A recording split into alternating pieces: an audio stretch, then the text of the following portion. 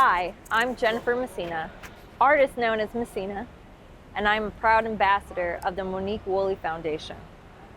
The message of suicide awareness and mental health as a whole is a huge passion of mine, as I am a survivor of suicide. I welcome you to come join us at the gala, the 4th annual fundraiser for the Monique Foundation in November. Please come join us and be one of our guests as you support an incredible charity that's going to help people and save lives. Originally, I grew up in Derry, New Hampshire. I live in Los Angeles, California. I'm a musician, influencer, and I'm proud to still be serving in the Army Reserve.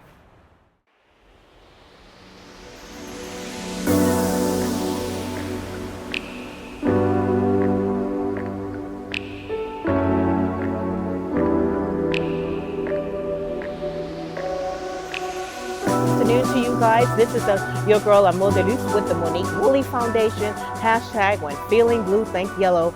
We are here, but yet to hear another phenomenal story with Jennifer Messina or Messina. Messina. No. I like Messina. Yes, Messina. Yes, Jennifer Messina is here to share her story, and boy, are we excited to hear it. So at this time right now, welcome, sister. Give me a hug. Thank you for having me. God, yes. Look at this. We did yellow and blue. Yes, yellow and blue. Yes, when feeling blue, think yellow. That's right. So we are here, and we just want to give you the platform to really do share your story. We appreciate you being here, and I'm just going to be here and listen to it. Okay. So please, by all means. Perfect. Does this get cut up and everything? Yeah. Start off with a little bit about where we met and so on and so Okay. forth, and take it from there. Okay. Sounds good. Okay. So I had a great opportunity to come to one of your foundation events for the Monique Foundation, and it was at the SLS Hotel. Gia had invited me. I had interviewed with her on past red carpets, but she said, I think this event would have a great impact on you. Knowing that I'm a military vet, my music is all about mental health and my journey through it.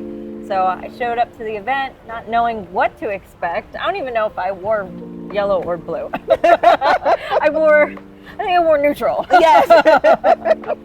And you were very friendly and approachable, and I didn't know anything about the foundation, and really to sit there and watch people tell their own personal stories was really big.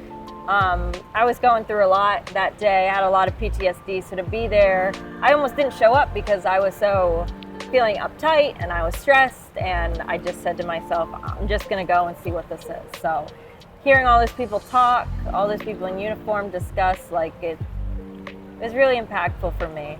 You know, it doesn't matter how many days you are recovered or have survived through something, how many years, you're still gonna have your ups and downs. So thank you again for having some type of platform for people to talk and Yes. for people to hear. Yes. I know for so many, it's hard to go to therapy. I'm too tough, I'm too busy, I don't want to be weak, but sometimes it's just hearing someone else's story can be enough to save a life.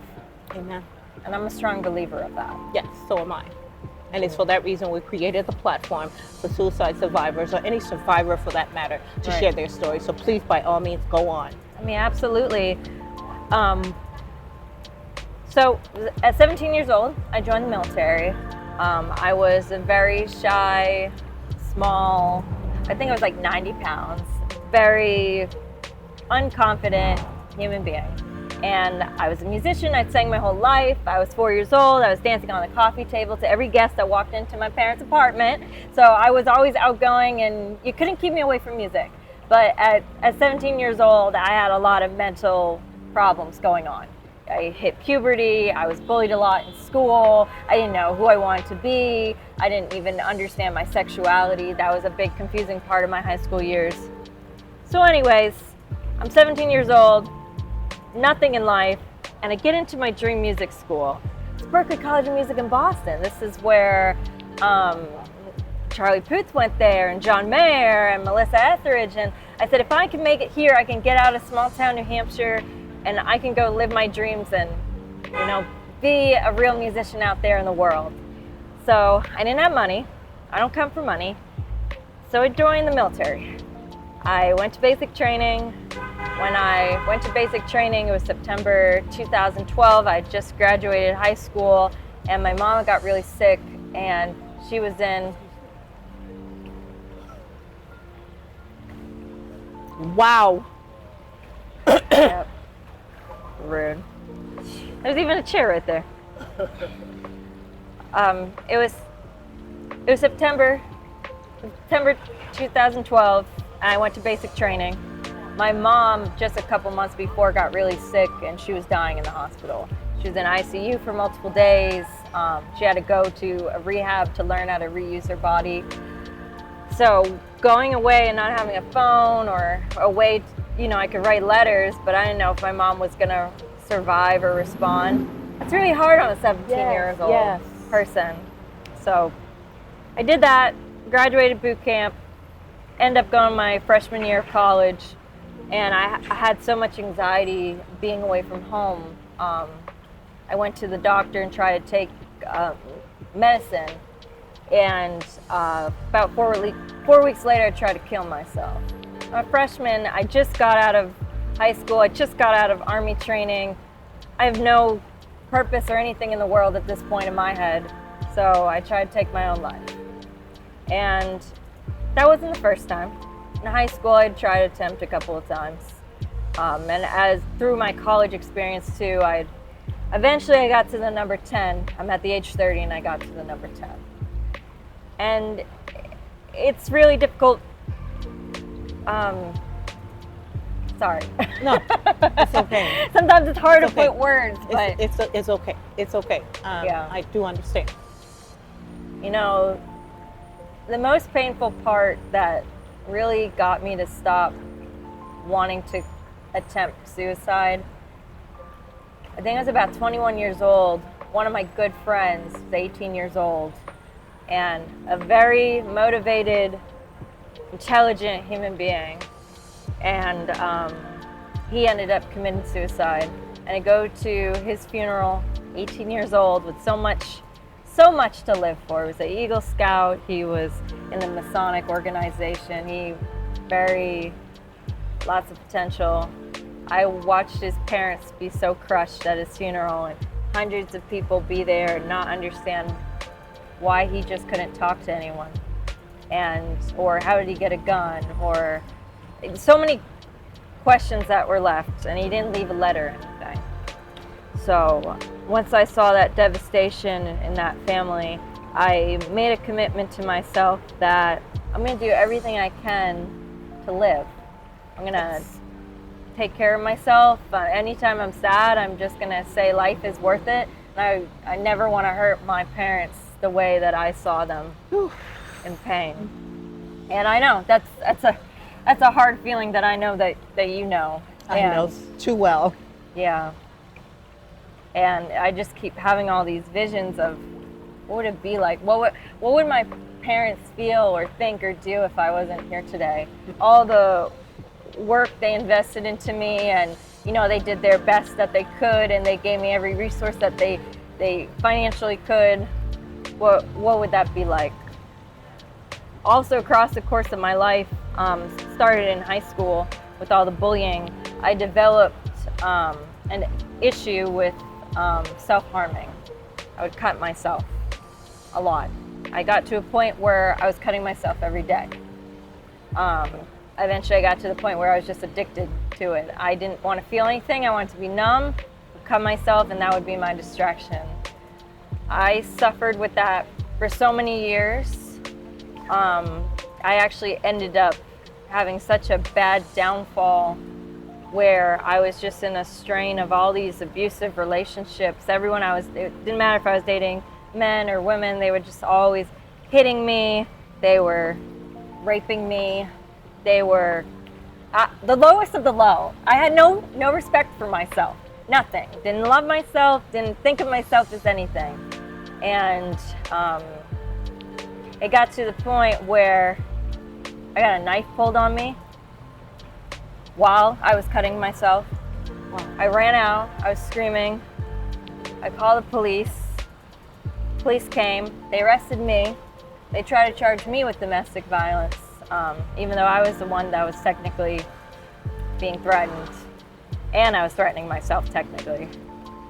That day, I went to the ER, I left, I went back to that abusive ex's house. A week later, I started rehab. I said, I can't do this anymore. I got to the point where I had handcuffs on me. Like, I need a change. And this was 2020. This wasn't that long ago. This was COVID. Yeah. And so I did 9 weeks in a rehab program, outpatient, 5 days a week for 6 hours. And that really saved me. I stopped cutting myself. I stopped wanting to be numb. I was able to get out all of those awful, awful feelings of self-doubt and hate in my life. And that was the first time after I got out, the first time I moved out on my own. I moved back to Los Angeles. I was living in Orange County. I started focusing on myself and my career. I released my first song publicly to the world in 2020. And yes, and it took off. Awesome. It took off. Awesome. And then a year later, I deployed as a commander in the military. And it's just from that downfall or hit, my life just went off. And why? Because I started to actually believe in myself. I started to realize that I have the power and I'm the only one who can push all the negativity away. And that life, there's always going to be something that comes in my way and it's going to make me depressed or trigger me or make me want to fall back into self-harm or fall back into attempting suicide. But at the end of the day, I remember the post-vention or seeing what happened to the family after suicide was committed, how devastating that was, the lack of love I had in myself. I had to learn to know that I'm the best person for me. That's right. And I'm always going to be my best self and to accept myself. Amen. Those would be the 3 lessons I would take, because once you're gone, you're gone. That's it. There's no second chance. And I think everyone deserves a second chance in life. Absolutely. I really do think so as well. You know, I wish I had those words to say to my daughter, but I thank God for taking my ashes and giving me beauty and allow this platform to be there for someone like yourself to share these stories, because these stories are not for you, they're for someone else.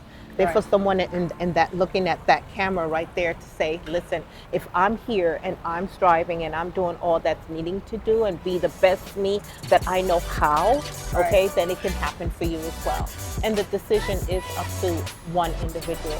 Absolutely. And I love the fact that you were very transparent in sharing. We love to have you to come back to do a part 2. You know what I mean? But I want you to also look in this camera and then talk to someone who is contemplating suicide right now. Absolutely. And just tell them the message that you would want to relay to them. So I have depression, anxiety, PTSD. I've attempted suicide several times in my life. I've been raped, sexually assaulted.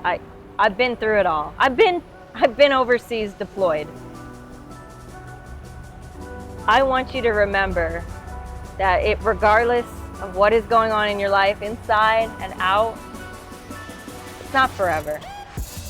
Even if you have your leg blown off, even if you feel like the day is never going to end and things are never going to be better, there will always be a positive side. And it's okay not to be okay. That's part of acceptance. Absolutely. Well, I tell you, I'm so honored to have you be one of our honorable persons that we're going to honor. We thank you for reliving your pain and sharing your story. And at this moment, I just want to say, on behalf of the Monique Foundation, we thank you from the bottom of our hearts, okay? This is only part 1. We will do a part 2, okay? Feeling blue. Thank yellow.